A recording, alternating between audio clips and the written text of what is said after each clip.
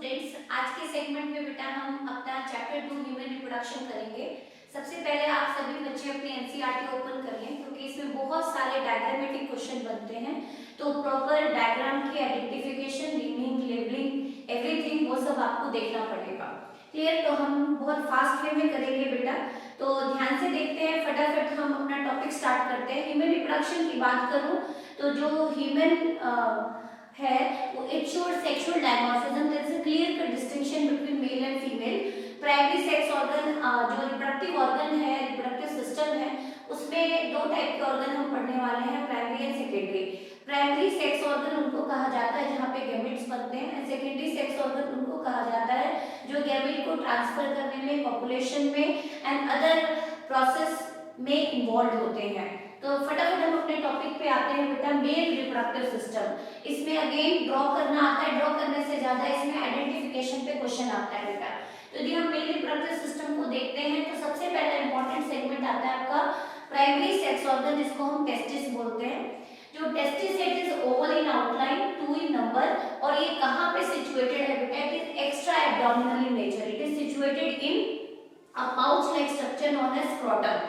जो ये pouch like structure है इसको स्क्रोटम कहा जाता है, जो जिस केनाल के थ्रू ये एंटर करता है, जो testis it is formed in abdomen and during 6th month of gestation period of male child it descend from abdomen to scrotum, because scrotum वो स्ट्रक्चर है या वो पाउच लाइक स्ट्रक्चर है जो टेस्टिस को होल्ड करके रखता है, अ स्पेशलाइज्ड टिश्यू नोन एज ग्यूबर्नाकुलम। ये इसको होल्ड करके रखता है बेटा, उस टिश्यू को बोलते हैं gubernaculum. And the most important आप देखेंगे कि स्क्रोटम का जो मेन फंक्शन है, it provide optimum temperature to testis for sperm formation. Sperm बनाने के लिए बॉडी टेम्परेचर से 2 to 2.5 लोअर टेम्परेचर चाहिए, एंड दिस फेवरेबल और optimum temperature is provided by scrotum. तो स्क्रोटम एक तो टेस्टिस को प्रोटेक्शन देती है और एक ऑप्टिमम टेम्परेचर देती है स्पर्म बनाने के लिए। अब बात आती है बेटा, जो भी स्पर्म बने, यदि हम इस थोड़ा टेस्टिस की कंपार्टमेंट की बात करें, डायरेक्ट इसी के ऊपर आते हैं। मेन फंक्शन आपको पता ही है, स्पर्म बनता है and testis is site of male steroid hormone और male sex hormone that is androgen. यहीं पे से एक मेल सेक्स हार्मोन प्रोड्यूस होता है जो स्टेरॉइडल नेचर का होता है, लिपिड नेचर का होता है, टेस्टोस्टेरोन। यदि कंपार्टमेंट की बात करूं तो फाइब्रस टिश्यू ने इस टेस्टिस को, जो ओवल इन आउटलाइन है, इसको 250 लोब्यूल्स में डिवाइड किया है। ध्यान से देखें, जो फाइब्रस टिश्यू है उसने टेस्टिस को 250 कंपार्टमेंट में डिवाइड किया है, which is known as testicular lobule, each containing 1 to 3 highly coiled tube known as seminiferous tubule। फिर से बताती हूँ, टेस्टिस ओवल स्ट्रक्चर है, फाइब्रस टिश्यू ने, फाइब्रस लाइनिंग ने इस टेस्टिस को 250 कंपार्टमेंट में डिवाइड किया। Each and every compartment is known as testicular lobule and each and every compartment testicular lobule containing 1 to 3 seminiferous tubule which is highly coiled structure, जहाँ पे sperm बनते हैं। यदि मैं सेमिनिफेरस ट्यूब्यूल की बात करूं तो इसके अंदर दो तरह के सेल प्रेजेंट होते हैं। Number 1 is germ cell which is known as spermatogonia, जो फाइनली स्पर्म बनाएंगे, और उसके लिए न्यूट्रिशन देने के लिए एडिशनल सस्टेंटिकुलर सेल प्रेजेंट होगा जिसको हम सेटोलिक सेल कहते हैं, which provide nourishment. Later on function देखेंगे, this is the important point. अब आ जाते हैं हम अपने डायग्राम पे बेटा कि जो स्पर्म बन रहा है ये कहाँ बन रहा है।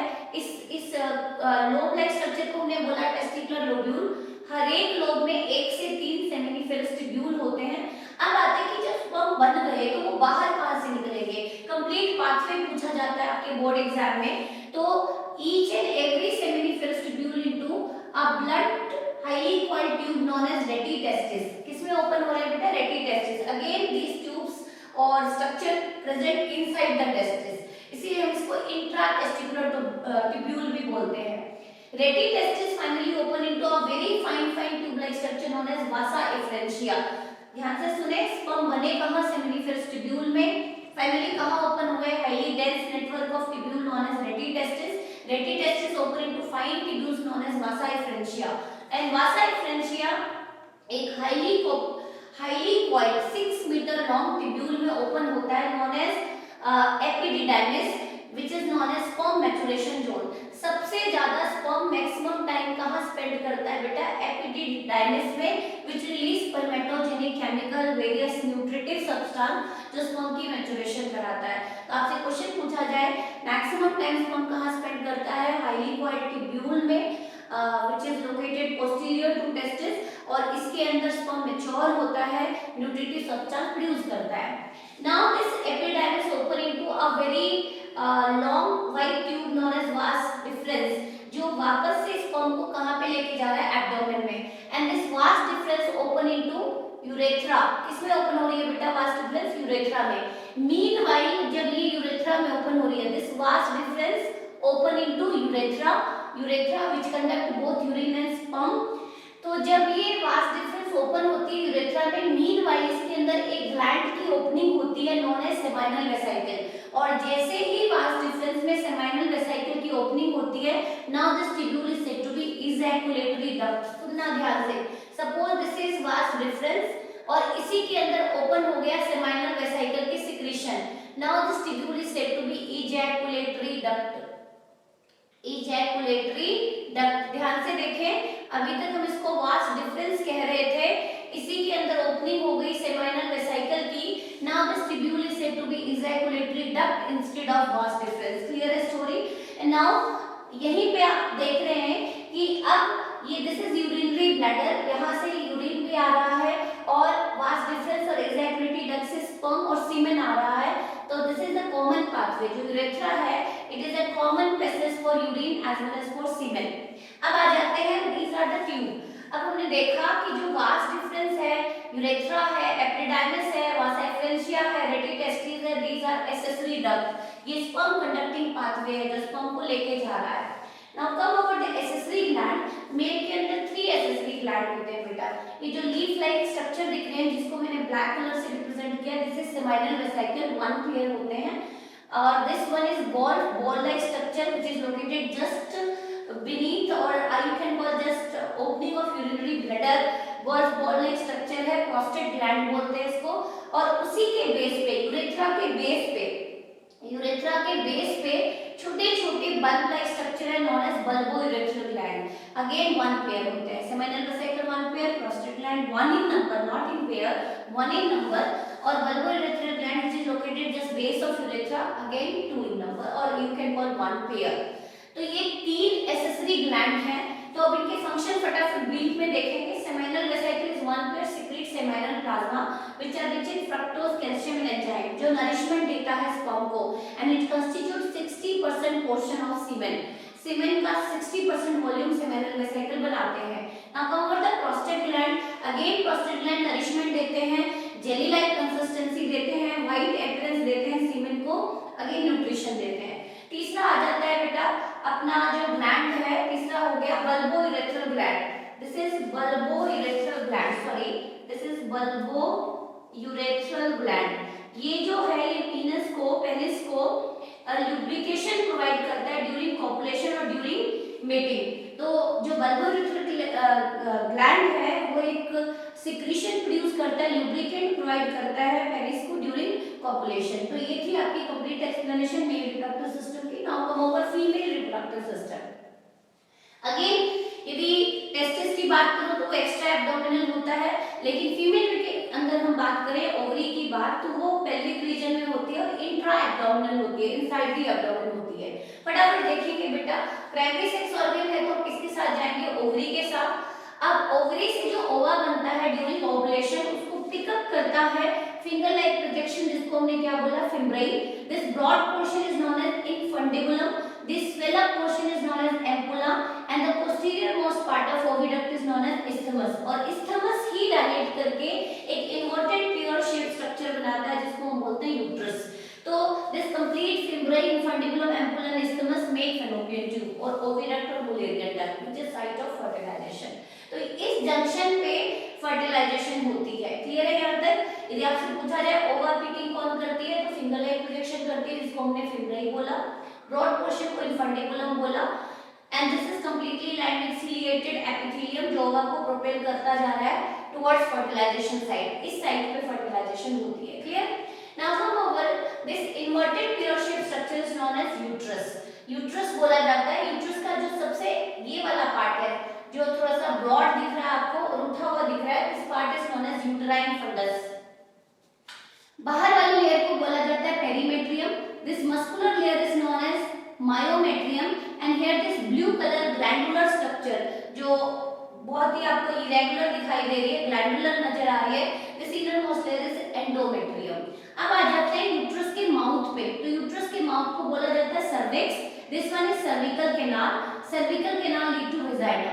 तो डायरेक्ट क्वेश्चन वन वर्ड या वन मार्क का आ सकता है, cervical canal and vagina make birth canal. जो पार्टुलेशन होती है, नॉर्मल डिलीवरी होती है, जो बेबी डिलीवर होता है वो किसके क्रॉस होता है बेटा, birth canal which is constituted by cervical canal and vagina. Clear है द स्टोरी। अगेन इसमें इंपॉर्टेंट क्वेश्चन बन जाते हैं बेटा, एक तो ओवरी की पोजीशन पूछ लिया जाए तो आप जाएंगे intra abdominal, inside the abdomen and is located in pelvic region. Pelvic region में आपका फीमेल रिप्रोडक्टिव सिस्टम प्रेजेंट है। ओवरी की बात करूं तो ओवा फॉर्मेशन मेन है इसका प्राइमरी फंक्शन, इसलिए मैंने इसको प्राइमरी सेक्स ऑर्गन भी बोला। Second, it is again important site of steroidal hormone synthesis in female, that is estrogen progesterone later और डिटेक्ट फंक्शन देखेंगे। कंपार्टमेंट की बात करूं तो ओवरी को भी हमने दो कंपार्टमेंट डिवाइड किया बेटा, the outer zone is known as cortex zone and the inner zone is known as medulla zone, जिसके अंदर फ्लूइड भरा होता है जिसको हम स्ट्रोमल फ्लूइड बोलते हैं।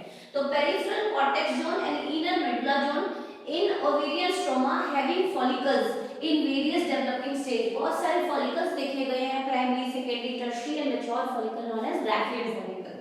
Ovary is connected to pelvic wall and uterus by ligament. आपको जो ये ओवरी दिख रही है, this is not a hanging, it is attached with the ovarian pelvic wall and with the wall of uterus by ligament which is known as mesovarium. Clear?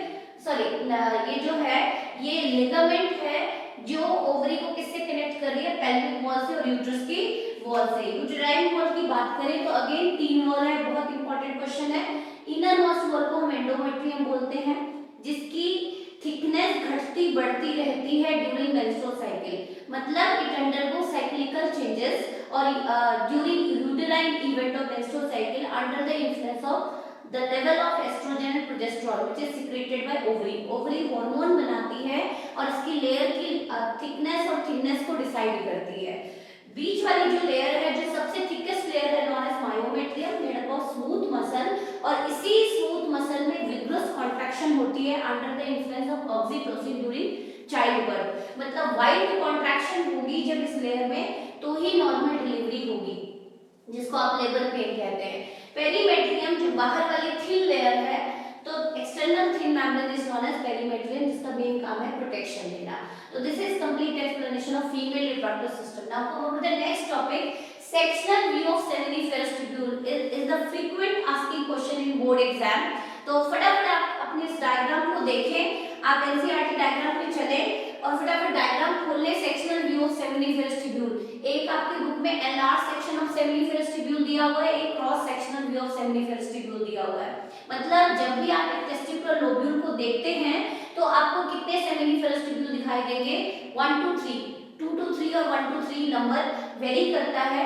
तो जब आप देखते हैं बेटा क्रॉस सेक्शनल व्यू, तो आपको 3 सेमिनिफेरस ट्यूब्यूल दिखाई देते हैं और यहाँ पे इंटरस्टिशियल स्पेस में एक स्पेशलाइज्ड सेल दिखाई देता है जिसको हम लिडिक सेल भी बोलते हैं।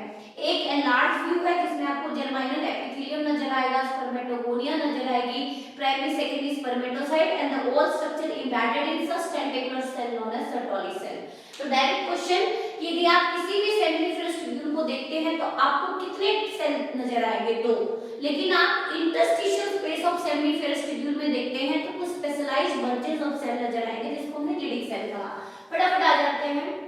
Number 1 sale notice in seminiferous tubule is male germ cell which is also known as spermatogonia, primordial germ cell which later give rise to spermatogonia or mitotic division। Spermatogonia A B detail journey आगे देखेंगे, जो sperm बनाते हैं।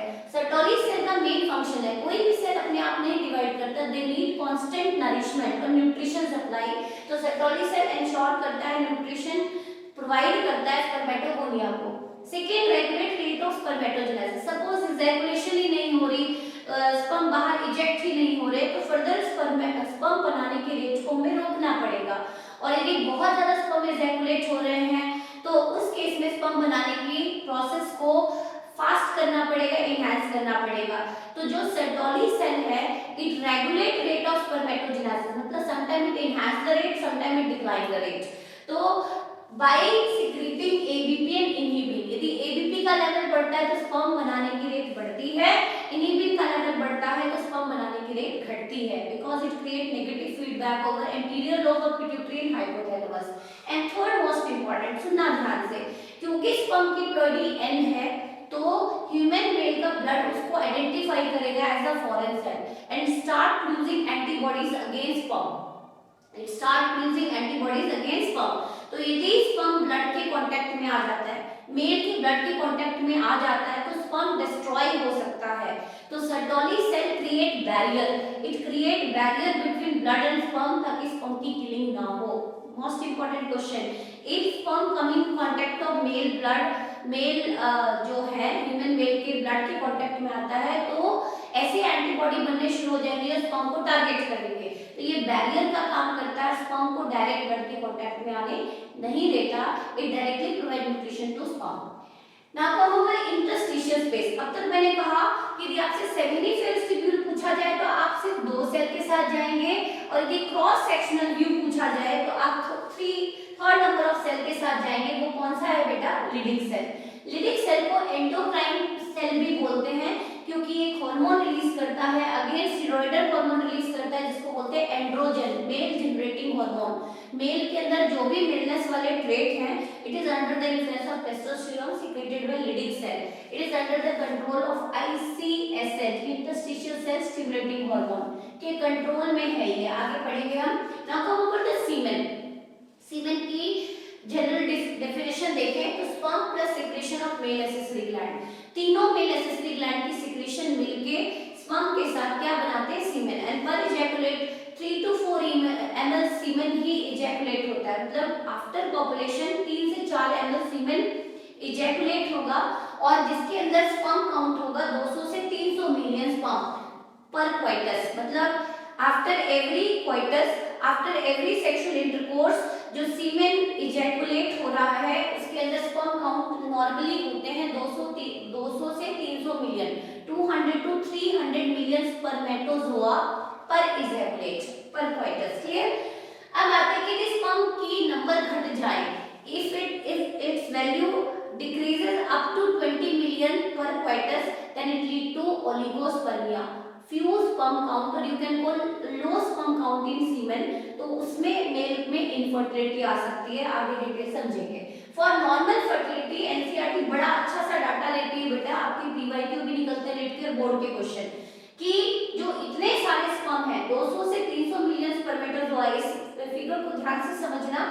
60% sperm must have normal shape and size, मतलब 200 से 300 million spermatozoa में यदि किसी मेल को फर्टिलिटी है तो उसके अंदर लगभग 60% स्पर्म, 200 मिलियन में से 60% स्पर्म में एक नॉर्मल शेप एंड साइज होना चाहिए। यदि सपोज किसी का हेड नहीं है, किसी की टेल नहीं है, तो ऐसे स्पर्म को डिफेक्टिव स्पर्म कहा जाता है। तो out of this range 60% sperm must have normal shape and size, head भी होना चाहिए, मिडल पीस भी होना चाहिए, नेक भी होना चाहिए, टेल भी होना चाहिए। Clear? Out of this 60% normal shape, 40% defective है, चलेगा। अब उस 60% में से 40% की विग्रस मोबिलिटी होनी चाहिए, मतलब बहुत तेजी से स्विम करके वो ओवम के पास पहुंच जाए, क्योंकि स्पर्म की वाइबिलिटी होती है 2 to 3 डेज। यदि वो 2 से 3 दिन के अंदर ओवम के पास नहीं पहुंचता तो उसकी वाइबिलिटी लॉस्ट हो जाती है। तो out of this 60%, 40% sperm must have vigorous mobility. This value, मतलब ये वैल्यू आपकी एनसीईआरटी दे रही है कि ऐसी कंडीशन मेल में मिसिंग है, यदि स्पर्म काउंट लो है, नॉर्मल शेप साइज नहीं है, विग्रस मोबिलिटी नहीं है, तो ऐसे मेल को इनफर्टाइल मेल की कैटेगरी में डाला जाएगा। Now come over the sectional view of ovary. 5 mark का क्वेश्चन बनता है, फटाफट ओवरी के डायग्राम पे चलें। पिक्टोरियल क्वेश्चन बनता है बेटा जनरली। ओवरी का डायग्राम गिवन होगा, आपको सारे पिक्चर्स, सारी की सारी इमेजेस आइडेंटिफाई करनी पड़ेगी, कौन से प्राइमरी फॉलिकल है, कौन से सेकेंडरी फॉलिकल है, कौन सा कॉर्पस ल्यूटियम है, एवरी स्ट्रक्चर आपको आइडेंटिफाई करना पड़ेगा। फटाफट एनसीईआरटी डायग्राम देख लें। तो एनसीईआरटी में पिक्टोरियल क्वेश्चन बनेगा आपके बोर्ड का, identify and label all structure, सभी स्ट्रक्चर को लेबल करना आपको आना चाहिए। Now come on the topic number 5। जो ह्यूमन फीमेल होती है उसके अंदर एक ग्लैंड प्रेजेंट होता है, which is known as mammary gland, जो साइट है लैक्टेशन का, मिल्क मतलब आफ्टर पार्टुलेशन एक मेजर इवेंट चलता है lactation. Lactation is assisted by a mammary gland known as breast. तो यदि हम ब्रेस्ट की बात करें, मेमोरी ग्लैंड की बात करें, तो इसमें पाथवे पूछा जाता है बेटा, कहाँ पे मिल्क बना और कैसे उसने पाथवे को फॉलो किया। क्लियर? तो बहुत डिटेल में नहीं जाएंगे, फटाफट ब्रेस्ट के डायग्राम पे आ जाए, मैं आपको कंप्लीट पाथवे बता देती हूँ। फटाफट एनसीईआरटी देखें। पेयर स्ट्रक्चर है functional mammary gland is characteristic feature of all mammalian female. जितनी भी मैमेलियन फीमेल धरती पे हैं सभी की सभी मिल्क प्रोड्यूस करती हैं। देखें ध्यान से, जो ग्लैंड है, ब्रेस्ट है, उसके अंदर जो मेन टिश्यू है, the size of breast is decided by your adipose tissue, लेकिन जो मिल्क बन रहा है वो कौन डिसाइड करता है? Glandular tissue. तो देखिए आप, ग्लैंडुलर टिश्यू, ग्लैंड है बेटा, मेमोरी ग्लैंड है जहाँ पे मिल्क बनता है।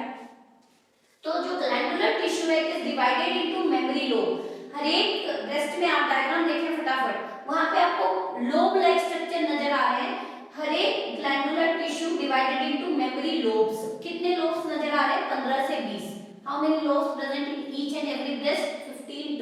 15 to 20 which contain memory alveolus, जिसमें छोटे छोटे सैक लाइक स्ट्रक्चर, अंगूर के गुच्छे जैसे आपको स्ट्रक्चर नजर आ रहे हैं, known as memory alveolus. This is the most important point. It is the cluster of cell which secrete and store milk in their lumen. यहाँ पे बच्चे गलती करते हैं, एम्पुला में मिल्क नहीं स्टोर होता। ध्यान से देखें, this is cluster of cell. Cluster of cell है अंगूर के गुच्छों से, अंगूर के जो ग्रेप्स के गुच्छे होते हैं उसे रिजेंबल करता है। secrete and store milk in their lumen. जो मिल्क की सिक्रीशन है it is under the action under the influence of prolactin hormone. Prolactin hormone ही अल्वेलस में, अल्वेलाई ऑफ मेमोरी ग्लैंड में मिल्क की सिंथेसिस कराती है।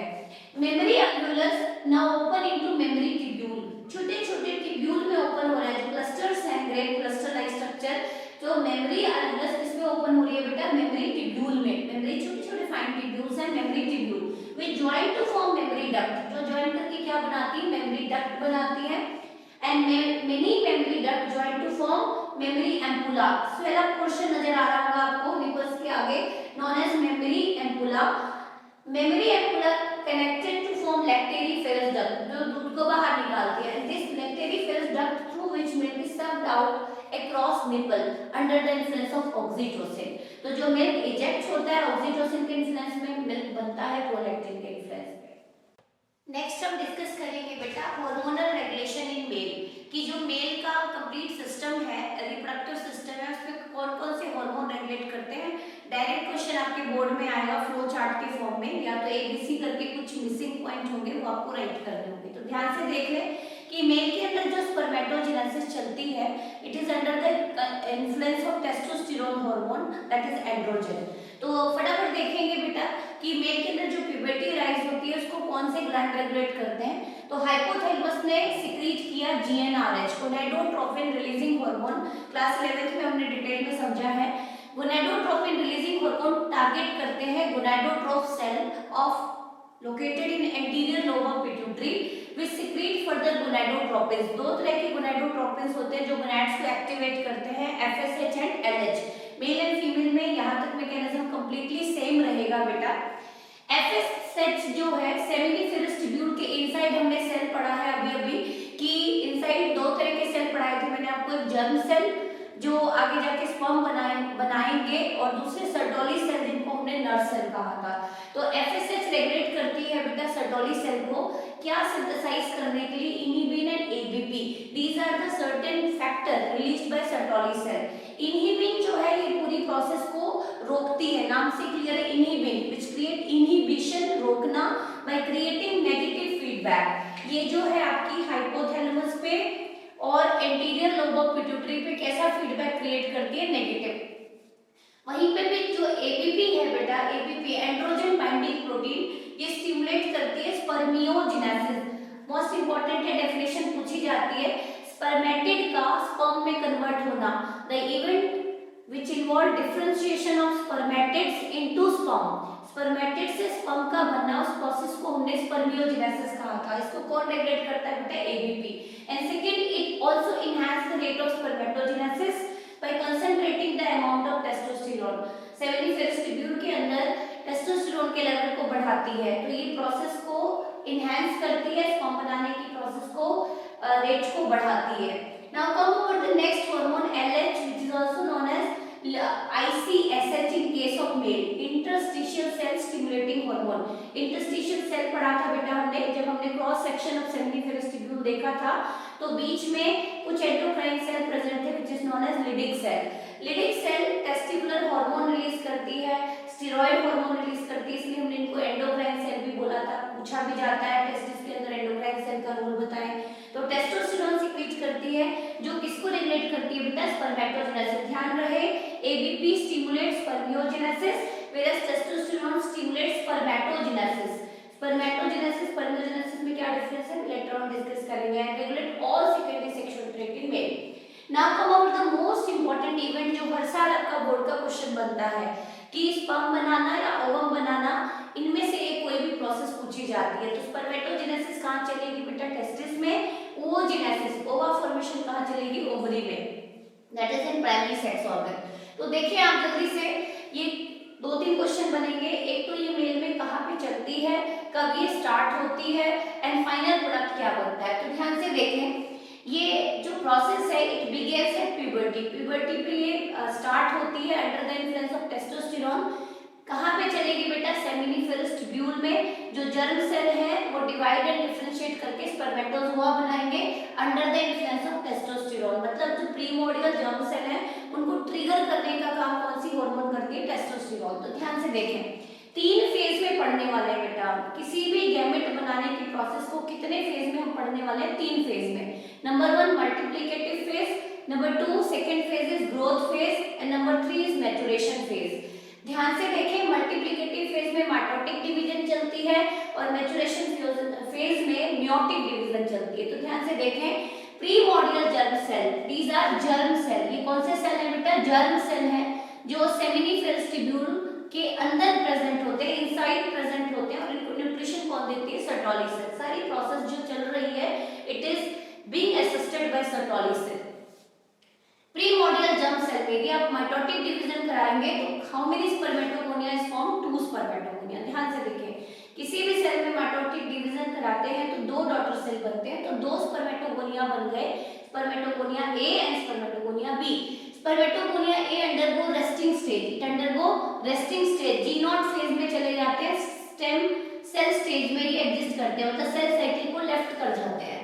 स्पर्मेटोगोनिया B की जर्नी दिखाएंगे बेटा, क्योंकि अब इसको स्पर्म बनाना है तो इसको बहुत सारा न्यूट्रिशन चाहिए। तो न्यूट्रिशन कौन दे रहा है, सर्टोली सेल। तो now it undergo growth phase, ये अपने साइज को इनलार्ज करेगा by absorbing plenty amount of nutrition. तो स्पर्मेटोगोनिया में ग्रोथ फेज हुई तो इसका साइज बड़ा हो गया बेटा, and it lead to formation of primary spermatocyte. ध्यान से सुने, इफ देयर इज आपसे डिफरेंस पूछा जाए spermatogonia B and primary spermatocyte में क्या डिफरेंस है, तो दोनों की प्लॉइडी तो सेम है, लेकिन साइज किसका बिगर होगा, प्राइमरी स्पर्मेटोसाइट का। Now ready to enter into maturation phase. अब प्राइमरी स्पर्मेटोसाइट में हमने मियोसिस 1 कराई तो it would result in 2 haploid cell जिसको हमने नाम दिया सेकेंडरी स्पर्मेटोसाइट। फिर मियोसिस 2 कराई, मियोटिक 2 डिवीजन कराई तो it would lead to formation of how many spermatid, 4 spermatid. Clear, primary spermatocyte में मियोसिस 1 कराते हैं तो 2 सेकेंडरी स्पर्मेटोसाइट बनते हैं, फिर मियोसिस 2 कराते हैं तो 4 स्पर्मेटेड बनते हैं। ठीक है, ये सारे के सारे जो स्पर्मेटेड्स हैं they embedded in the sustentacular cell that is Sertoli cell, और उससे न्यूट्रिशन ले रहे हैं बेटा। अब under the influence of ABP इसमें डिफरेंशिएशन चलेगी और उस इवेंट को बोलते हैं स्पर्मियोजेनेसिस। बहुत इंपॉर्टेंट है, transformation of spermatid to sperm and sperm head is embedded in Sertoli cell. अभी तक स्पर्म हेड किसमें एम्बेडेड है, सर्टोली सेल में। तो स्पर्मेटिड का स्पर्मेटोजोआ में कन्वर्ट होना, इस इवेंट को क्या बोलते हैं हम, स्पर्मियोजेनेसिस। और इसको कौन रेगुलेट करता है बेटा, ABP which is Sertoli cell factor. मतलब ये कुछ केमिकल्स हैं जो सर्टोली सेल ने प्रोड्यूस किए हैं। एंड फाइनली स्पर्मेटोजोआ जो बन चुके हैं ये अभी तक किसके अंदर एम्बेडेड है बेटा, सर्टोली सेल में। Now they start releasing inside the lumen of seminiferous tubule. Seminiferous tubule के ल्यूमेन में रिलीज होना शुरू होते हैं, इस इवेंट को बोलते हैं स्पर्मिएशन। तो बोर्ड का important question, what is spermatogenesis, what is spermiogenesis and what is spermiation. Spermatogonia से स्पर्म बनाने की स्पर्मेटोजेनेसिस, स्पर्मेटिड का स्पर्म में कन्वर्ट होना स्पर्मियोजेनेसिस, और स्पर्म का सर्टोली सेल से सेमिनिफेरस ट्यूब्यूल के ल्यूमेन में रिलीज होना, that event is said to be spermiation. तो ये थी male gametogenesis.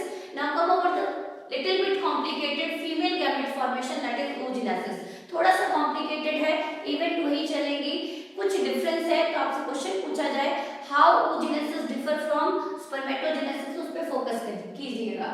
oogenesis means formation of female gamete. Female gamete बनाने हैं बेटा, हमें फीमेल गैमेट बनाने हैं, और ये प्रोसेस फीमेल के अंदर स्टार्ट हो जाती है ड्यूरिंग इंट्रा यूटेराइन लाइफ, जब वो मदर के वूम्ब में होती है और 5th मंथ प्रेगनेंसी चल रही होती है, तभी फीमेल की ओवरी में ओवा की फॉर्मेशन स्टार्ट हो जाती है। मतलब सारे के सारे oogonia कब बन जाते हैं बेटा? During fetal life. यदि मैं आपको थोड़ा सा फिगर दूं तो approximate 5 to 6 million oogonia, 5 to 6 million oogonia कब बन जाते हैं? During 5th month of intrauterine life. Clear है बेटा? बर्थ के टाइम पे कितने oogonia बचते हैं? 1 से 2 million, 1 to 2 million oogonia female की ओवरी में बचे हुए रहते हैं, 1 से 2 मिलियन। मतलब इंट्रा यूटेराइन लाइफ में ओवरी के अंदर कितने oogonia बन गए हैं? 5 से 6 मिलियन। बर्थ के टाइम पे कितने बचे? 1 से 2 मिलियन। और प्यूबर्टी तक आते आते जस्ट बचे होते हैं कितने बेटा?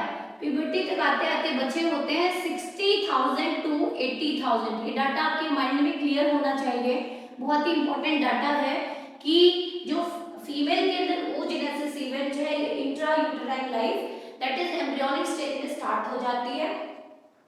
ड्यूरिंग IUL लगभग 5 से 6 मिलियन oogonia बन जाते हैं ड्यू टू मल्टीप्लिकेटिव फेज, बहुत सारे oogonia बन जाते हैं। बट तक जाते जाते सिर्फ बचते हैं कितने बेटा? 1 से 2 मिलियन। इसका मतलब 4 मिलियन कहाँ गए? They undergo program cell death which is known as apoptosis. सिर्फ प्रोग्राम सेल डेथ, बहुत सारे मर गए किस स्टेज तक पहुंचते पहुंचते? बर्थ तक।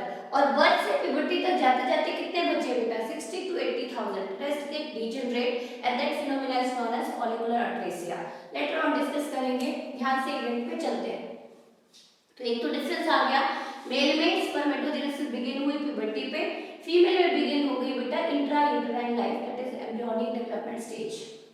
मल्टीप्लिकेटिव फेज की बात करूं तो प्रीमोर्डियल जर्म सेल, जो जर्म सेल ओवरी के अंदर थे, ओवरी की लाइनिंग मेक कर रहे थे, उनके अंदर मल्टीप्लिकेटिव डिवीजन हुई और क्या बना बेटा? oogonia। कितने बने?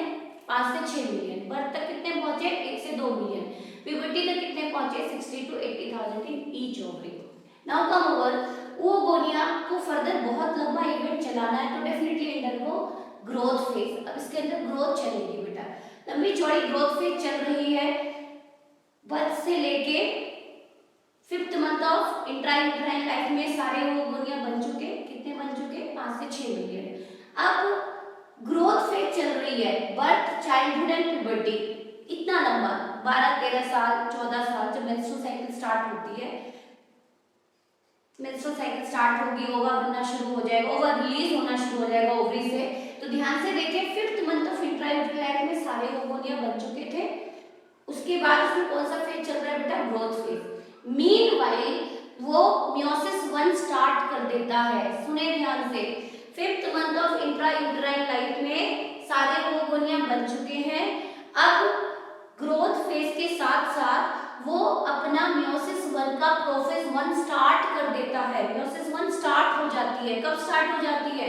इंट्रा यूटेराइन लाइफ में, एम्ब्रियोनिक स्टेज में। और कब तक चलती है बेटा? प्यूबर्टी तक चलती है।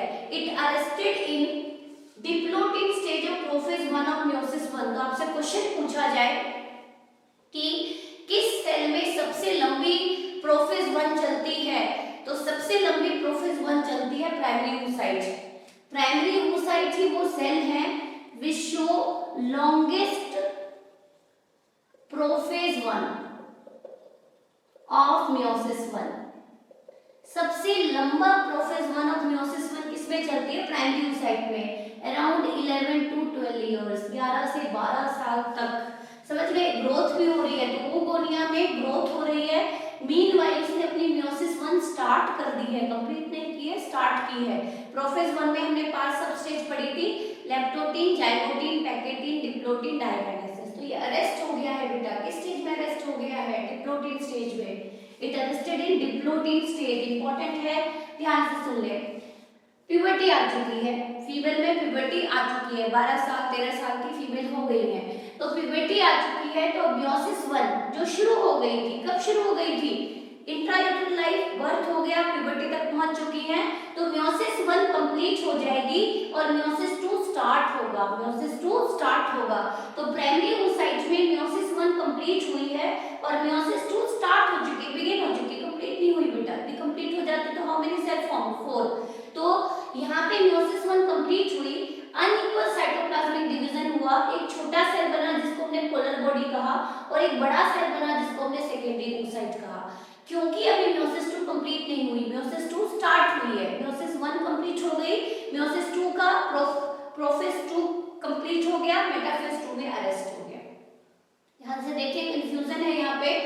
प्राइमरी oocyte ग्रोथ कर चुका है, मियोसिस 1 स्टार्ट हो चुकी है और वो अरेस्ट हो गई है, स्टॉप हो गई है, किस फेज पे? डिप्लोटीन स्टेज पे। मियोसिस 1 कंप्लीट होती है, it would result in 2 cell structure, लेकिन एक सेल छोटा बनता है, एक सेल बड़ा बनता है ड्यू टू अनइक्वल साइटोकाइनेसिस। जो छोटा सेल बनता है उसको पोलर बॉडी कहते हैं, जो बड़ा सेल बनता है उसको सेकेंडरी oocyte कहते हैं। अब आप देखें कि सेकेंडरी oocyte ने मियोसिस 1 कंप्लीट कर ली है और मियोसिस 2 स्टार्ट हो चुका है, लेकिन मियोसिस 2 किस स्टेज में अरेस्ट हो गया है, रुक गया है? It arrested at metaphase 2 of meiosis 2। अभी भी इसके 2 स्टेज पेंडिंग है, NR2, TILO2, क्लियर। लेकिन अब देखो, इन केस ऑफ फर्टिलाइजेशन, मतलब जो ओवा रिलीज होता है वो किस स्टेज में होता है बेटा? जो ओव्यूलेशन होता है फीमेल में, हैशटैग, वो किस स्टेज में होता है? ओव्यूलेशन आपने पढ़ा है 14th day of menstrual cycle. 14th day of menstrual cycle में जो ओव्यूलेशन होती है वो किस स्टेज में होती है? Secondary oocyte। मतलब आपकी ओवरी जो ओवा रिलीज करती है वो किस स्टेज में रिलीज करती है? सेकेंडरी oocyte स्टेज में। 2 केस अराइज होंगे, फर्टिलाइजेशन अकर और नॉट। इफ फर्टिलाइजेशन अकर, यदि इसमें स्पर्म की एंट्री होती है, यदि नहीं होती तो मियोसिस 2 कंप्लीट नहीं करेगा। तो आपसे क्वेश्चन पूछा जाए, क्या ईच एंड एवरी ओवम अपनी मियोसिस 2 कंप्लीट करते हैं? तो आप कहेंगे नहीं करते। मियोसिस 2 कब कंप्लीट होगी? जब सेकेंडरी oocyte स्टेज में स्पर्म की एंट्री होगी। तो सेकेंडरी oocyte स्टेज में हमने किसकी एंट्री करा दी बेटा? स्पर्म की। That means in case of fertilization meiosis 2 is completed. जब स्पर्म एंटर कर जाएगा और स्पर्म अपना सेंट्रियोल ओवम को दे देगा तो वो अपनी मियोसिस 2 कंप्लीट कर लेगा, NR2 कंप्लीट कर लेगा, TILO2 कंप्लीट कर लेगा एंड साइटोकाइनेसिस 2 कंप्लीट करके अगेन 2 सेल बनाएगा। सेकेंड पोलर बॉडी छोटा, साइटोकाइनेसिस हुई, और एक बड़ा जो बना उसको हमने क्या बोला? ओवम। इसकी डिप्लॉइडी क्या होगी? N ही है बेटा, मेयोटिक डिवीजन से बनी है।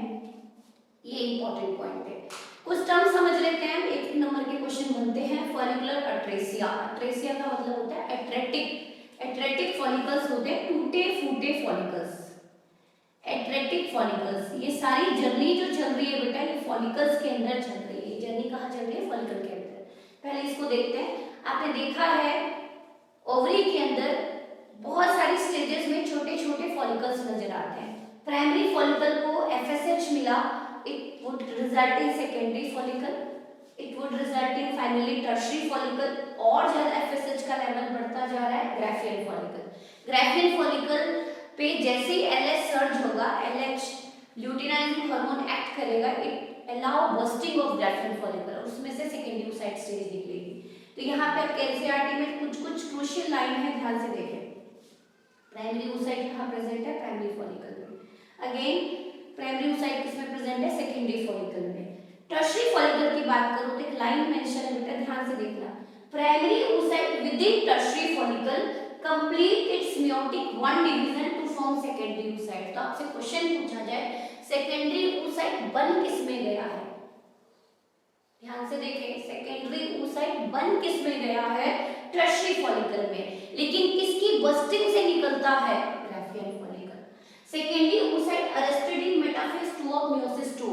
यहाँ पे उसने मेटा 2 कंप्लीट नहीं की है। सेकेंडरी oocyte बन गया है इसके अंदर टर्शियरी फॉलिकल, लेकिन अब उसमें प्रो 2 मेटा 2 चल रही है और किसकी किसकी बस्टिंग से वो बाहर निकलेगा? Tertiary graphene follicle. जब इसके ऊपर कौन एक्ट करेगा बेटा? LH। तो ल्यूटिनाइजिंग हार्मोन ही बस्टिंग कराता है ग्राफिन फॉलिकल की और ओवम को रिलीज कराता है किस स्टेज में? सेकेंडरी oocyte स्टेज में। क्लियर?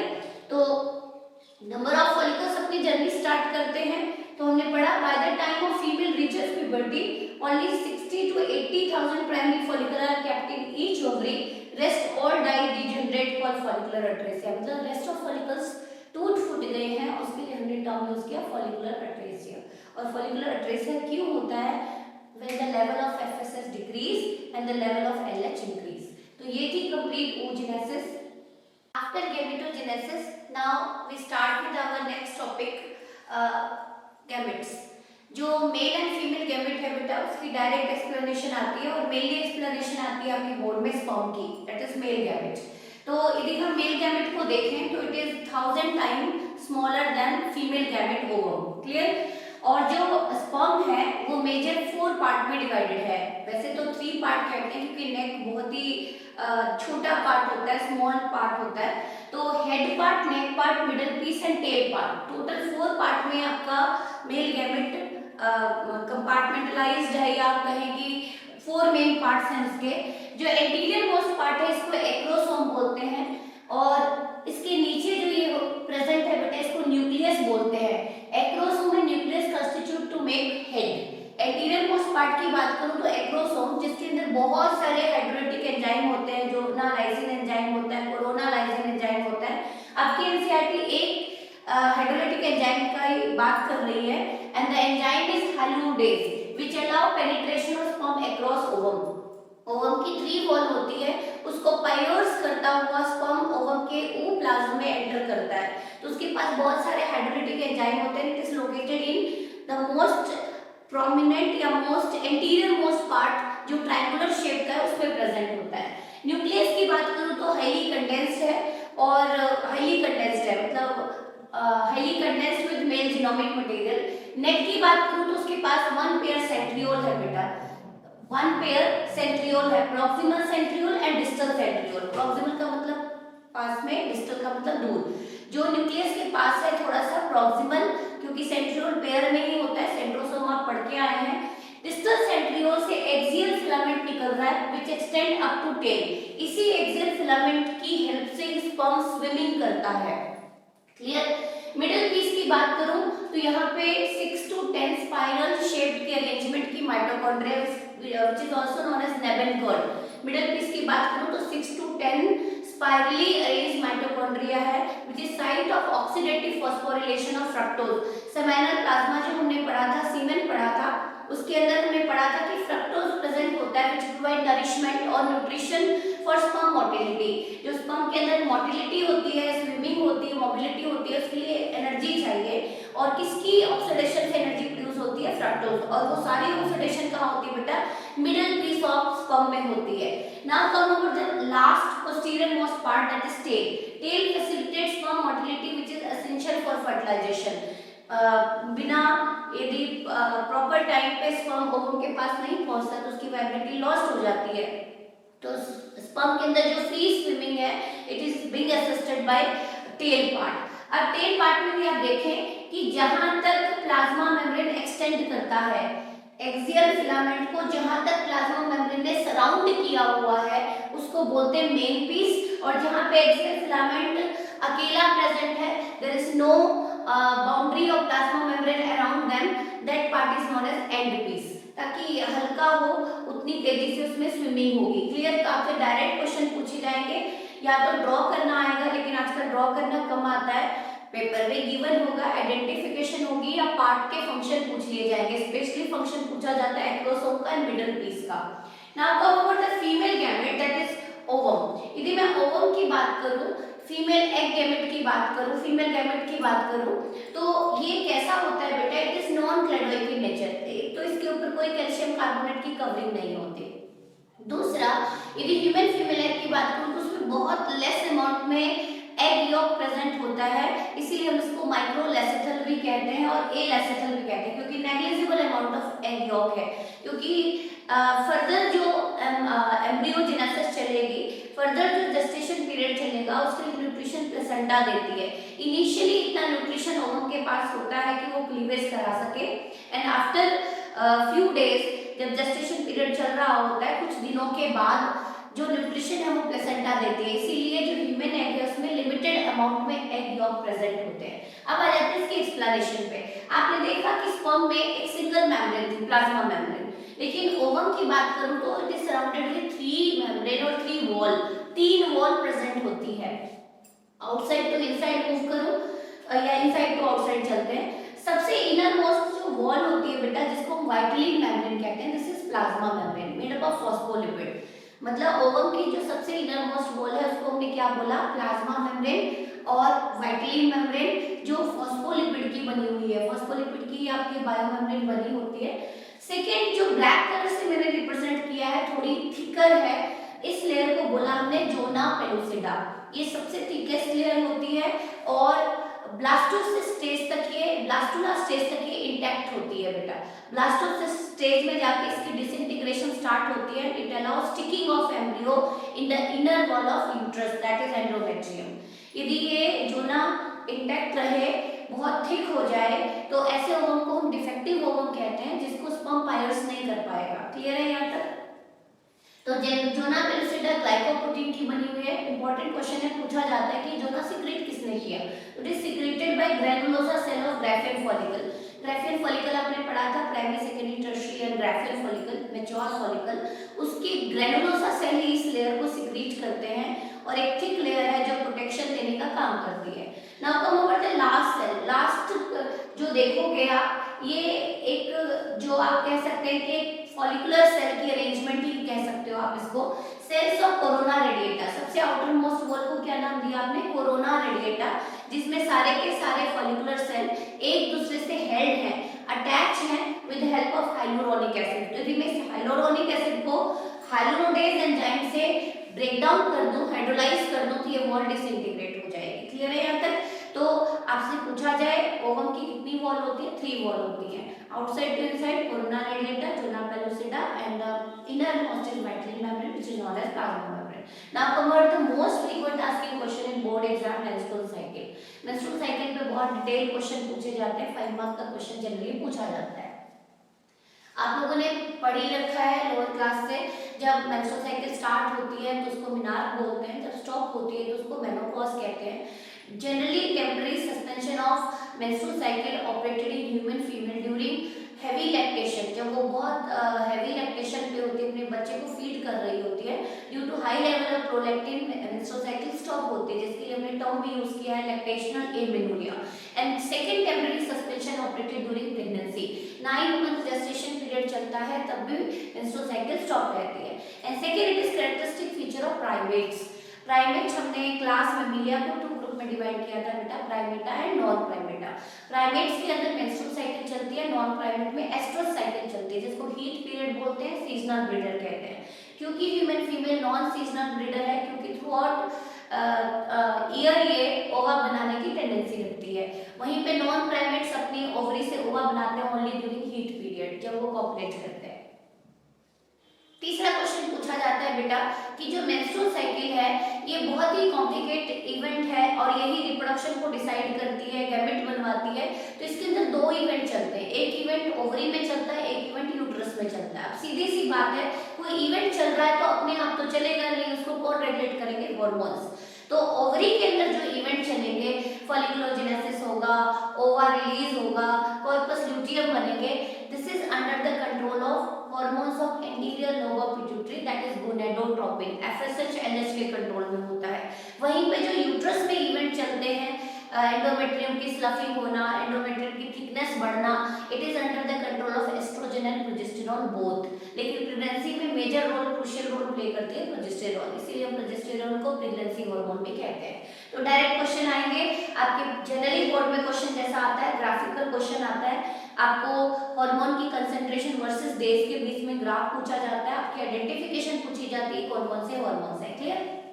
तो देख लेते हैं, ध्यान से देख ले बेटा कि सबसे पहला जो ओवरी के अंदर इवेंट है उसको कौन रेगुलेट करती है? एफएसएच। यहाँ पे एफएसएच को मैंने ब्लैक सॉलिड लाइन से रिप्रेजेंट किया है और एलएच को ब्लैक डॉटेड लाइन से रिप्रेजेंट किया है। एस्ट्रोजन को मैंने यहाँ पे आपके ब्लू डॉटेड लाइन से रिप्रेजेंट किया है एंड प्रोजेस्टेरोन को मैंने सॉलिड ब्लू लाइन से रिप्रेजेंट किया है। तो एक तो रिप्रेजेंटेशन समझ लें, क्योंकि बच्चों को एक्स वाई जेड करके हॉर्मोन्स पूछे जाते हैं तो आपके दिमाग में क्लियर हो। सबसे पहला जो मेंस्ट्रुअल साइकिल है इसको हम 28-29 डेज साइकिल बोलते हैं, आइडियल साइकिल, जिसको हम ल्यूनर साइकिल भी बोलते हैं। और यदि मैं इसकी बात करूं तो फर्स्ट टू 5 डे जिसको हमने बोला मेंस्ट्रुअल फेज और मेंसेस, 6 to 13 डेज तक चलेगी follicular phase, 14th day that is mid of menstrual cycle ovulation होगी और 15 से लेकर 28-29 डेज तक हमारा चलेगा luteal and secretary phase. Clear है बेटा? यहाँ तक देखें ध्यान से। जैसे फीमेल के अंदर यदि फर्टिलाइजेशन नहीं होती, इफ ओवम नॉट फर्टिलाइज्ड, तो प्रोजेस्टेरोन का लेवल क्या होगा बेटा? लो होगा। And low level of progesterone किसको ट्रिगर करेगी? आपके इंटीरियर लोब ऑफ पिट्यूटरी को क्या बनाने के लिए? एफएसएच। जैसे ही एफएसएच बनना शुरू होगा, ओवरी में फॉलिकुलोजेनेसिस होगी, primary follicle transform into secondary, tertiary and later on graphic follicle. जैसे जैसे फॉलिकल्स मैच्योर होते जा रहे हैं, each and every menstrual cycle around 14 से 16 फॉलिकल पार्टिसिपेट करते हैं और फाइनल डेस्टिनेशन तक सिर्फ एक ही फॉलिकल पहुंचता है। तो जैसे जैसे फॉलिकल्स की ग्रोथ होती जा रही है, it start producing an hormone known as estrogen और एस्ट्रोजन, जो अगेन पिट्यूटरी को मैसेज भेज रही है कि एफएसएच का लेवल घटा दो और एलएच का लेवल बढ़ा दो। सुनना ध्यान से। जैसे जैसे एस्ट्रोजन का लेवल बढ़ेगा, पिट्यूटरी को ट्रिगर करेगी एफएसएच का लेवल घटा दो और एलएच का लेवल बढ़ा दो। अब फीमेल के ब्लड में किसका लेवल बढ़ना शुरू हो गया? एलएच, जिसके लिए हमने टर्म यूज किया एलएच सर्ज। यदि आप 14th day of menstrual cycle किसी भी फीमेल के ब्लड को केमिकली इन्वेस्टिगेट करते हैं तो it contain high level of luteinizing hormone, जिसके लिए टर्म दिया हमने एलएच सर्ज। यही एलएच किसकी बस्टिंग कराता है? ग्राफियल फॉलिकल की, और ओवा को रिलीज कर देता है सेकेंडरी oocyte स्टेज में, which is suspended in Meta 2 of meiosis 2 stage, जो हमने पढ़ा था अभी। ध्यान से देखिए बेटा, अब जैसे ही ग्राफियल फॉलिकल टूटा, क्लियर, ओवा रिलीज हो गया, फिब्राइन ने उसको पिक करके फर्टिलाइजेशन साइट तक पहुंचा दिया। Story clear? अब देखिए जो टूटा हुआ फॉलिकल्स है वो अपने आप को असेंबल करेगा and it undergo luteinisation, lutein pigment deposit करना शुरू कर देगा, एक बिग साइज का स्ट्रक्चर बना देगा which is known as corpus luteum, जिसको हम येलो बॉडी भी बोलते हैं। Corpus luteum is again endocrine cell of the endocrine structure of the ovary, जो एक हार्मोन बनाते हैं जिसका नाम है प्रोजेस्टेरोन। तो अब फीमेल में देखो बेटा, ओव्यूलेशन के बाद जैसे ही Graafian follicle, degenerated Graafian follicle और Graafian haemorrhagica transform into yellow body known as corpus luteum. तो कॉर्पस ल्यूटियम ने एक हार्मोन प्रोड्यूस किया जिसका नाम था प्रोजेस्टेरोन, जो एंडोमेट्रियल की थिकनिंग कराता है, which is mandatory process for implantation, क्योंकि उसको लग रहा है कि ओवम मैंने भेज दिया, फर्टिलाइजेशन होगी और ओवम के लिए एक रेड कारपेट चाहिए, मतलब फर्टिलाइज्ड ओवम इनकॉर्पोरेट होगा एंडोमेट्रियम में ब्लास्टोसिस स्टेज में, तो उसके लिए हमें एंडोमेट्रियम की थिकनिंग कराना है।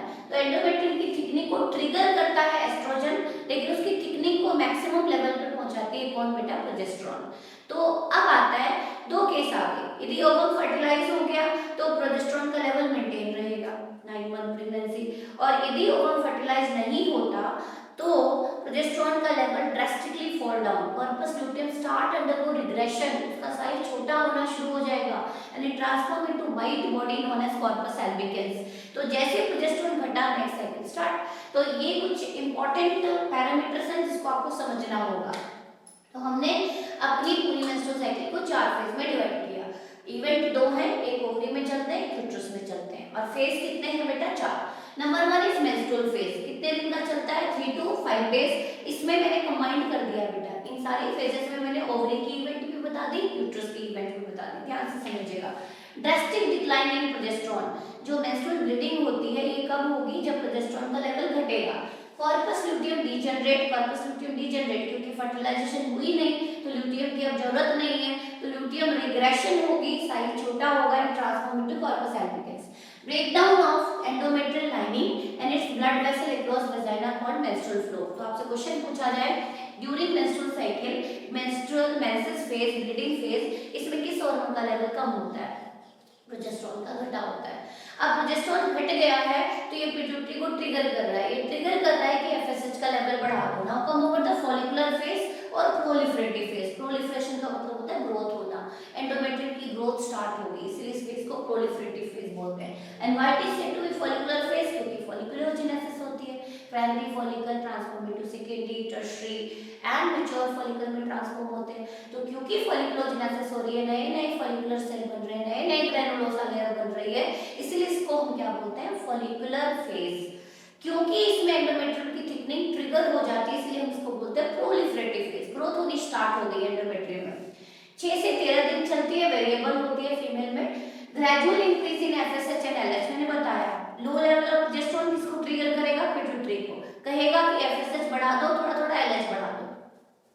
That stimulate secretion of estrogen, जो फॉलिकल्स को स्टिमुलेट कर रही है क्या बनाने के लिए, estrogen from follicle. Primary follicle gradually mature to form Graafian follicle. Here GF represent Graafian follicle. Graafian follicle बनते जा रहे हैं बेटा, जिसकी बस्टिंग से हम ओवा बाहर निकालेंगे, Graafian follicle. Endometrium regeneration start, endometrium की रीजनरेशन क्या हो गई है, स्टार्ट होगी। तो आपसे क्वेश्चन पूछा जाए एंडोमेट्रियम की रीजनरेशन किस फेज में स्टार्ट होती है, it start in proliferative phase. Ovulation आ जाते हैं, ओव्यूलेशन कोई फेज नहीं है, सिंगल डे चलता है, 14th day, that is middle of menstrual cycle. FSH and LH दोनों ही पीक पे होते हैं, देख लो आप, एलएच भी और एफएसएच भी दोनों ही पीक पे हैं, एफएसएच एलएच दोनों ही पीक पे हैं, दोनों ही पीक पे हैं, but the level of LH is far far greater than FSH, जिसके लिए हमने टर्म यूज किया LH surge, LH surge, clear. तो LH surge, rupture of Graafian follicle, Graafian follicle की रप्चरिंग कौन सा हार्मोन कराता है पूछा जाए तो LH, and release of ovum किस स्टेज में, सेकेंडरी oocyte स्टेज में, and proliferation of endometrium continue. अब प्रोलिफरेशन होती जा रही है, एंडोमेट्रियम थिक होती जा रही है, क्योंकि एस्ट्रोजन का लेवल बढ़ रहा है। अब ल्यूटियल फेज की बात करते हैं, 14 डे चलता है। तो आपसे सबसे लंबा फेज यदि पूछा जाए तो आप किसके साथ चलेंगे, ल्यूटियल फेज के साथ। Secretion of estrogen and progesterone continue, remnant of Graafian follicle, जो टूटा फूटा ग्राफियन फॉलिकल था, ट्रांसफॉर्म इनटू कॉर्पस लुटियम, जिसके लिए नाम दिया हमने येलो बॉडी, और इसको एंडोक्राइन स्ट्रक्चर बोलते हैं, क्योंकि यही वो स्ट्रक्चर है जो प्रोजेस्टेरोन रिलीज करता है। तो सोर्स ऑफ प्रोजेस्टेरोन पूछा जाए तो किसके साथ जाएगी, corpus luteum. Endometrium is maintained if ovum gets fertilized necessary for implantation, मतलब ये ओवम फर्टिलाइज होता है तो एंडोमेट्रियम की थिकनिंग करानी पड़ेगी, तो किसके इन्फ्लुएंस में होगी बेटा, progesterone and other events of pregnancy. Case second क्या होगा, इफ ओवम रिमेन अनफर्टिलाइज्ड, यदि ओवम नहीं फर्टिलाइज होता तो there is no need of implantation, जब फर्टिलाइजेशन ही नहीं हुई, endometrium sloughed off making a new cycle. तो ये थी menstrual cycle complete explanation. After menstrual cycle come over the most important topic, fertilization. फटाफट पढ़ेंगे बेटा, part followed by gamete in female reproductive tract, कि जो मेल गैमेट्स हैं वो फीमेल रिप्रोडक्टिव ट्रैक्ट में डिपॉजिट होते हैं, उस प्रोसेस को बोलते हैं इंसेमिनेशन। आपको पता ही है इंसेमिनेशन में सीमेंट डिपॉजिट होता है वेजाइना में वाया पेनिस, और उसके बाद जो स्पर्म है और ओवम है वो मीट करते हैं at ampulla junction of fallopian tube, which is site of fertilization. Most important question. अब आते हैं क्या हर टाइम पे कॉपुलेशन के बाद फर्टिलाइजेशन होगी, नो, साइमल्टेनियसली दोनों गैमेट पहुंचने चाहिए फैलोपियन ट्यूब में, that means every copulation not lead to fertilization. Now come over the changes in gamete during fertilization, कि गैमेट में क्या क्या चेंजेस आते हैं, फटाफट देखेंगे। हमने पढ़ा था स्पर्म का एंटीरियर मोस्ट पार्ट, जिसको हमने कहा था acrosome, which allow entry of sperm into cytoplasm of oocyte through zona pellucida and plasma membrane। Actually में क्या करता है कि जो एक्रोसोम है वो बहुत सारे हाइड्रोलिटिक एंजाइम रिलीज करता है, जो ओवम की वॉल को पायर्स करता है, अल्टीमेट स्पर्म की एंट्री को अलाउ करता है inside the ooplazm। Now come over the changes in zona pellucida prevent entry of additional sperm and ensure that only one sperm can fertilize an ovum। बहुत सारे sperm पहुंचे ovum के चारों तरफ, तो अनवांटेड पॉलीस्पर्मी ना हो जाए, तो ये इंश्योर करता है मोनोस्पर्मी को, जो जोना पेलोसिडा है वो थिक हो जाती है एंड फर्दर अदर स्पर्म की एंट्री को रोकती है। तो next come over the sperm inducing completion of meiotic 2। आपने पढ़ा था कि जो ओवम है अभी भी सेकेंडरी oocyte स्टेज में है, मियोसिस 2 सस्पेंडेड हो चुकी है, मेटाफेज 2 स्टेज में, अभी भी 2 स्टेज पेंडिंग है, NR2 एंड TILO2, वो कंप्लीट होती है after the entry of sperm. तो सेकेंड पोलर बॉडी रिलीज होती है सेकेंडरी oocyte, जब वो अपनी NR2 TILO2 कंप्लीट करता है, सेकेंड पोलर बॉडी रिलीज होती है और कन्वर्ट हो जाता है ootyl में, ओवम में, जो उटिड है वो स्पर्म से सिंगैमी करती है, फ्यूजन होती है, अल्टीमेट फॉर्म जाइगोट। तो सबसे पहला जो डिप्लॉयड सेल बनता है फैलोपियन ट्यूब में उसको हम जाइगोट कहते हैं। अब थोड़ा आ जाते हैं एम्ब्रियोजेनेसिस पे। छोटे मोटे क्वेश्चन पूछे जाते हैं कि जो जाइगोट है उसके अंदर क्लीवेज होगी बेटा, डिवीजन होगी, and it transform into 2 cell stage, 4 cell stage and then 8 to 16 cell stage which resemble to mulberry, शहतूत से रिजेंबल करता है, इसलिए हमने उसको क्या नाम दिया, मोरुला। और यहाँ पे एम्ब्रियो के जितने भी सेल हैं they all said to be blastomere, उनके लिए क्या टर्म यूज करते हैं, ब्लास्टोमेयर। सुने ध्यान से, जाइगोट के अंदर रिपीटेटिव क्लीवेज होती है, it form a solid ball like structure known as morula. हर एक सेल को ब्लास्टोमेयर कहा जाता है। नाउ कम ओवर, ब्लास्टुला जो है, मोरुला जो है वो ब्लास्टुला में कन्वर्ट होती है, which is 16 to 32 cell stage, और धीरे धीरे वो फैलोपियन ट्यूब से सरकती हुई या मूव करती हुई कहाँ पे पहुंच चुकी है, अब यूट्रस में। Now it is ready for implantation. Implantation क्या होता है, किस स्टेज में होता है, ये इंपॉर्टेंट क्वेश्चन है बेटा बोर्ड का, तो ध्यान से देखें।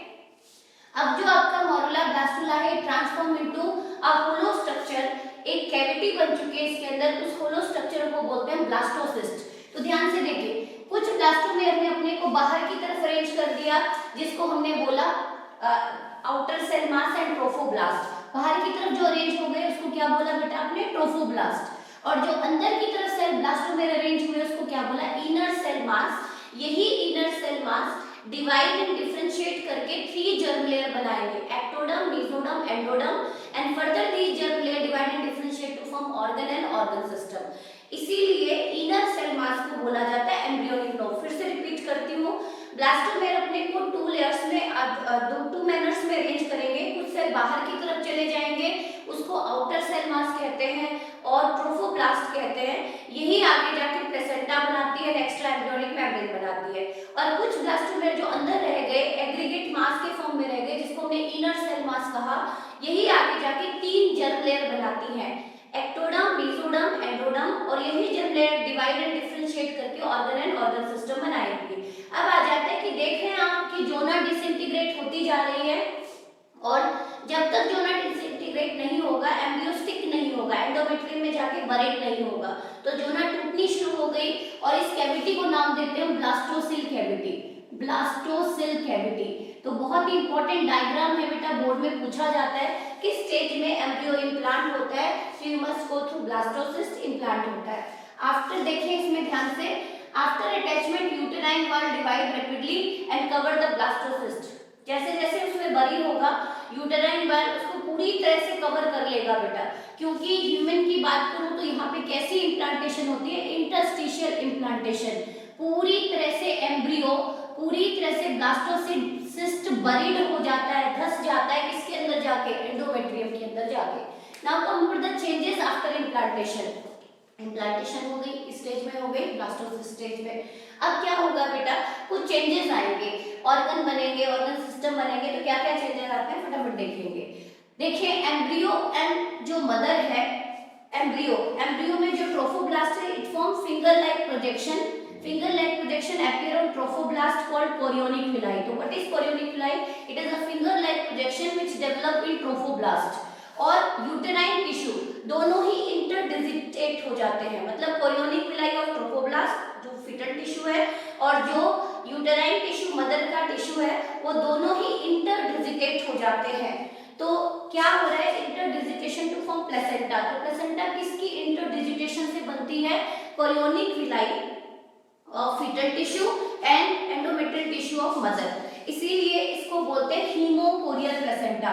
जो ह्यूमन फीमेल की बात करूं तो कैसा प्लेसेंटा है बेटा, हीमोकोरियल प्लेसेंटा, क्योंकि कोरियोनिक विलाई पार्टिसिपेट कर रही है प्लेसेंटा बनाने में। फंक्शन देख लेते हैं प्लेसेंटा का फटाफट, 2 मार्क का इंपॉर्टेंट क्वेश्चन बनता है। सप्लाई करता है O2 and nutrient to embryo, और जो भी वेस्ट मटेरियल CO2 है, कोई एक्सक्रीटरी वेस्ट है, वो एम्ब्रियो फीटस से कहां पास करता है, मैटरनल ब्लड में। This is the important point. लेकिन प्लस 2 में सबसे इंपॉर्टेंट क्वेश्चन आता है कि इस placenta behave as endocrine structure, क्या ये कोई हार्मोन भी बनाता है? तो डेफिनेटली प्रेगनेंसी को सपोर्ट करने के लिए बहुत सारे हार्मोन्स की जरूरत होती है, वो हार्मोन्स बनाता है। देखिए एक तो हार्मोन प्रोड्यूस करता है HCG बेटा, ह्यूमन कोरियोनिक गोनेडोट्रोपिन। यही वो हार्मोन है जो प्रेग्नेंट फीमेल में सबसे पहला सिक्रीट होता है, और जो भी प्रेगनेंसी टेस्ट होते हैं, ग्रेविडेक्स टेस्ट होते हैं, वो इसी हार्मोन पे बेस्ड है। सेकेंड बेटा एससीजी जो है वो एलएच की तरह बिहेव करता है, मतलब it maintain the shape and size of corpus luteum through out the gestation period, क्योंकि कॉर्पस ल्यूटियम ही वो एंडोक्राइन स्ट्रक्चर है ओवरी के अंदर जो प्रोजेस्टेरोन रिलीज करती है। तो एक तो एससीजी का मेन रोल है बेटा कॉर्पस ल्यूटियम को इंटैक्ट रखना ड्यूरिंग होल जेस्टेशन। सेकेंड बेटा एचपीएल रिलीज करती है, ह्यूमन प्लेसेंटल लैक्टोजन, जो मैमी को ब्रेस्ट के साइज को लार्ज करती है, उसको ट्रिगर करती है मिल्क सिंथेसिस के लिए। तो कुछ फीमेल में देखा गया है कि ड्यूरिंग जेस्टेशन पीरियड ही मिल्क सिंथेसिस स्टार्ट हो जाती है under the influence of HPL. ये ऐसे हार्मोन है which produce only during pregnancy. Direct board का क्वेश्चन है, कोई ऐसे दो हार्मोन बताएं जो सिर्फ प्रेगनेंसी में ही रिलीज होते हैं, तो you must go through HCG and HPL. Next है relaxin. Relaxin also secreted by ovary in later part of pregnancy or later part of gestation period, you can call at the time of parturition. Relaxin ही वो hormone है जो pubic symphysis को relax करती है and it allow passage for child birth, मतलब normal delivery कराने में हेल्प करती है। लेकिन इसका मेजर सोर्स ओवरी है, लेकिन प्लेसेंटा भी रिलीज करती है। आपसे क्वेश्चन पूछा जाए रिलैक्सिन का मेजर सोर्स है ओवरी, माइनर अमाउंट में रिलीज करती है placenta at the end of pregnancy, at the end of gestation period, और you can call third trimester के एंड पे। और रिलीज करती है बेटा oestrogen, progesterone, cortisol, prolactin, thyroxine. ये अगेन क्यों है? क्योंकि metabolic activity during pregnancy fast हो गई है, तो प्रेगनेंसी को सपोर्ट करने के लिए प्लेसेंटा बहुत लार्ज अमाउंट में हार्मोन बनाती है जो मदर के अंदर मेटाबॉलिक चेंजेस आ रहे हैं उन सबको रेगुलेट करती है। नाउ कंक्लूड कुछ छोटे छोटे क्वेश्चन बनेंगे बेटा। पूरी जो ह्यूमन जेस्टेशन पीरियड है, ह्यूमन फीमेल के अंदर जेस्टेशन पीरियड चलता है 9 मंथ प्लस माइनस 7 डे, उसको हमने 3 ट्राइमेस्टर में डिवाइड किया है। ट्राइमेस्टर का मतलब है 3 मंथ का group, first trimester, second trimester and third trimester. तो कुछ हम चेंजेस देखेंगे। फर्स्ट ट्राइमेस्टर के फर्स्ट मंथ 4th वीक में हार्ट बन गया है बेटा, हार्ट बीट सुन सकते हैं with the help of stethoscope. Second month 8th week में फीटस के लिम्स एंड डिजिट बन चुके हैं। थर्ड मंथ 12 वीक में मोस्ट ऑफ मेजर ऑर्गन बन चुके हैं, एक्सटर्नल जेनिटेलिया बन चुका है, मतलब थ्रू अल्ट्रासाउंड सोनोग्राफी हम एग्जैक्टली डिटेक्ट कर सकते हैं मेल चाइल्ड है या फीमेल चाइल्ड है। Now second trimester 5th month 20 week में first movement notice. Direct question आएंगे, पहला मूवमेंट कब नोटिस होता है? तो 5th मंथ और 20 वीक में नोटिस होता है। Appearance of hair on head, head पे हेयर्स आ चुके हैं किस मंथ में? 5th मंथ में। 6th मंथ 24th वीक में body is covered with fine hairs, eyelid separate, eyelid क्या हो चुकी है? अब तक जुड़ी हुई थी, आईलिड सेपरेट हो चुके हैं, आईलैशेस भी अपीयर हो गए हैं। And 9 month 36 week complete, gestation period complete, now ready for parturition. Clear? अब सबसे इंपॉर्टेंट क्वेश्चन जो बोर्ड का पूछा जाता है पार्टुरेशन पे, 3 मार्क का क्वेश्चन पूछा जाता है बेटा, कैसा मैकेनिज्म फॉलो होता है, कौन से हार्मोन रेगुलेट करते हैं, उसके बारे में फ्लो चार्ट के फॉर्म में फटाफट देखेंगे। पार्टुरेशन का मतलब होता है delivery of foetus, young one की डिलीवरी करानी है हमें। अब 2 क्वेश्चन बनेंगे, एक तो जो सिग्नल ऑफ पार्टुरेशन है कि डिलीवरी का जो सिग्नल है, लेबर पेन इनिशिएट हो रहा है, वो कहाँ से जनरेट होता है? तो वो डेवलप करता है फुली ग्रोन फीटस। तो signal of parturition originate from fully grown foetus and placenta itself. Placenta और फुली ग्रोन फीटस मेनली ये रिफ्लेक्स जनरेट करता है कि अब बेबी रेडी है किस चीज के लिए बेटा? डिलीवरी के लिए। अब आते हैं कि क्या रिफ्लेक्स एक्शन सफिशिएंट है इसको कंट्रोल करने के लिए? नो। तो बहुत सारे हार्मोन्स भी इन्वॉल्व हो गए हैं, मेनली कौन सा हार्मोन? बर्थ हार्मोन, जिसको हम बोलते हैं oxytocin, secreted by posterior lobe of pituitary. हालांकि इस हार्मोन को आप क्लास 11 में पढ़ के आए हैं कि जो ऑक्सीटोसिन है it is synthesized by hypothalamus, लेकिन इसको सीक्रेट कौन करती है? Posterior lobe of pituitary secrete करती है। तो देखिए सिग्नल ऑफ पार्टुरेशन किसने जनरेट किया? फुली ग्रोन फीटस ने। धीरे धीरे माइल्ड कॉन्ट्रैक्शन स्टार्ट हो जाएगी यूट्रस में। यूट्रस में क्या स्टार्ट हो जाएगी? Mild uterine contraction initiated due to foetal ejection reflex. इसी माइल्ड यूट्राइन कॉम्प्लेक्स को ही हम माइल्ड यूट्राइन कॉन्ट्रैक्शन को ही हम फीटल इजेक्शन रिफ्लेक्स, मतलब फुली ग्रोन फीटस ने यूट्रस में माइल्ड कॉन्ट्रैक्शन स्टार्ट कर दी, इस रिफ्लेक्स एक्शन को ही बोलते हैं हम foetal ejection reflex. Story clear? Now trigger and cause release of oxytocin. जैसे जैसे रिफ्लेक्स एक्शन होगा ये पोस्टीरियर पिट्यूटरी को ट्रिगर करेगा, कौन सा हार्मोन सीक्रेट कराने के लिए? Oxytocin. Oxytocin posterior lobe of pituitary और मदर ने रिलीज किया, ब्लड में लेवल बढ़ता जा रहा है and create strong uterine contraction. अब यूट्रस में बहुत ही स्ट्रॉन्ग इंटेंस कॉन्ट्रैक्शन स्टार्ट हो चुकी है, जिसको लेबर पेन कहते हो आप। फिर अब आता है कि जितना ज्यादा कॉन्ट्रैक्शन होगा, again it create positive feedback, posterior lobe उतनी ही ट्रिगर होगी और ऑक्सीटोसिन का लेवल बढ़ता जाएगा। Clear story. Leading to expulsion of baby through birth canal. Birth canal हमने सर्विकल एंड वेजाइनल कैनाल को बोला था, followed by expulsion of placenta. जब तक प्लेसेंटा रिकवर नहीं होता तब तक डिलीवरी कंप्लीट नहीं होती।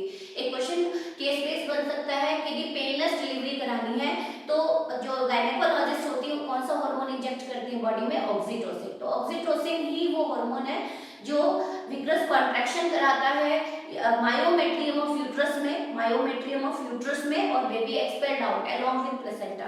पहले बेबी एक्सपल्शन होती है देन प्लेसेंटा की रिकवरी होती है। This is the completion of parturition. तो आपसे पूछा जाए what is foetal ejection reflex, कौन जनरेट करता है? फुली डेवलप्ड फीटस जनरेट करती है, माइल्ड यूट्राइन कॉन्ट्रैक्शन होती है उसको बोलते हैं। और कैसा मैकेनिज्म है? Neuro endocrine mechanism. Nervous system endocrine system involved है। कौन सा हार्मोन इन्वॉल्वड है? ऑक्सीटोसिन। किस पे एक्ट करता है? मायोमेट्रियम ऑफ यूट्रस पे। क्या प्लेसेंटा की रिकवरी नहीं हुई तो डिलीवरी कंप्लीट हो गई? नो, जब तक प्लेसेंटा की रिकवरी नहीं होती तब तक डिलीवरी कंप्लीट नहीं होती। Last 1 mark topic lactation. Lactation आपको मैं पहले ही पढ़ा चुकी हूँ कि फीडिंग ऑफ यंग वन, जो पैदा हुआ बच्चा है नियोनेट है, अब मदर उसको फीड करेगी via mammae is known as lactation. दो हार्मोन इन्वॉल्व है, मिल्क बनाने की बात आए तो प्रोलैक्टिन, मिल्क इजेक्शन की बात आए तो अगेन ऑक्सीटोसिन। तो जैसे बेबी निपल को सकल करता है, मदर की पिट्यूटरी ट्रिगर होती है पोस्टीरियर लोब और ऑक्सीटोसिन का लेवल बढ़ता है। तो जितना ऑक्सीटोसिन बढ़ेगा मिल्क उतना ही इजेक्ट होगा। Mother milk, first mother milk के बारे में पूछा जाता है। जो येलो विस्कस फ्लूइड होता है, मिल्क लाइक सिक्रीशन होती है, उसको कोलोस्ट्रॉम कहा जाता है। क्यों